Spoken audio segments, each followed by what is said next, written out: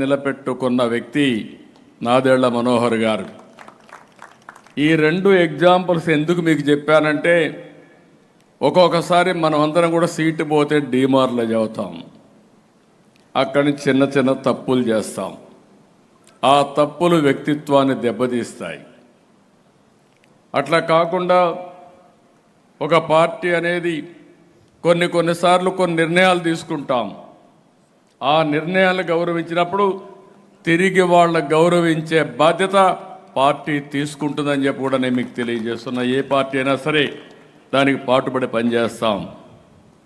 ఇంకో పక్కన మొట్టమొదటిసారి పేరాబత్తుల రాజశేఖర్ ఎమ్మెల్సీ అయ్యాడు. పార్టీకి సిన్సియర్గా పనిచేస్తూ ఉంటే నేను ఆలోచించి చెప్పాను, నువ్వు ఎమ్మెల్సీగా ఉంటావంటే నేను ఉంటానన్నాడు. అక్కడి నుంచి ఆయన పెడితే బ్రహ్మాండమైన మెజార్టీతో మీరు గెలిపించే పరిస్థితికి వచ్చారు. ఇవన్నీ చూసిన తర్వాత మనందరం గుర్తుపెట్టుకోవాల్సింది,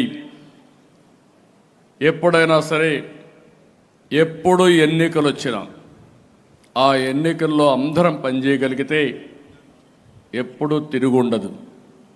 అధికారంకి వస్తానే పని చేసిన వాళ్ళని మర్చిపోయినా, లేకపోతే ఏ పార్టీకైనా 3 పార్టీలకి ఇది వర్తిస్తుంది, పని చేసిన వాళ్ళకు కాకుండా వేరే వాళ్ళకు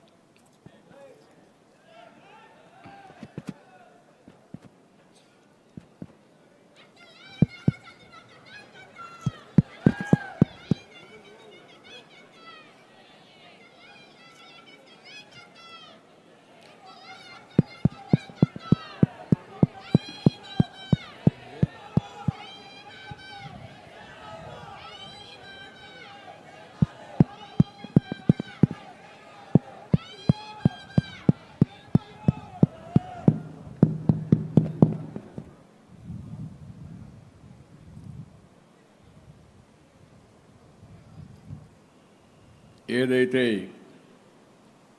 మనం అందరం కూడా కలిసి పనిచేసినప్పుడు ఫలితాలు కూడా అనూహ్యంగా ఉంటాయి.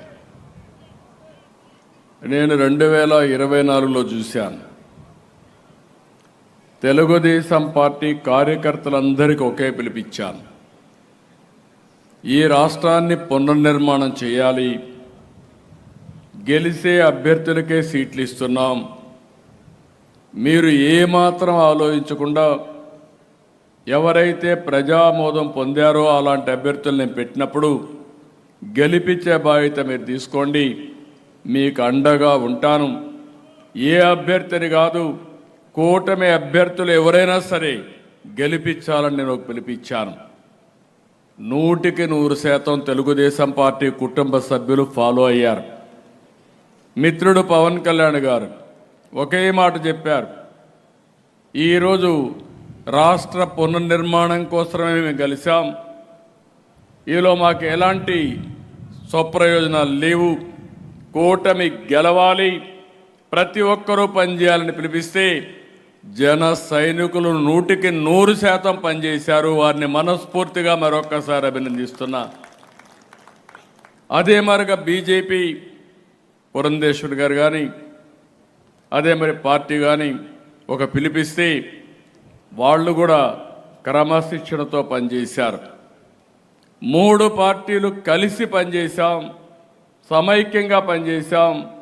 ఈరోజు మీరు చూస్తే అన్ని సీట్లు గెలిచాం.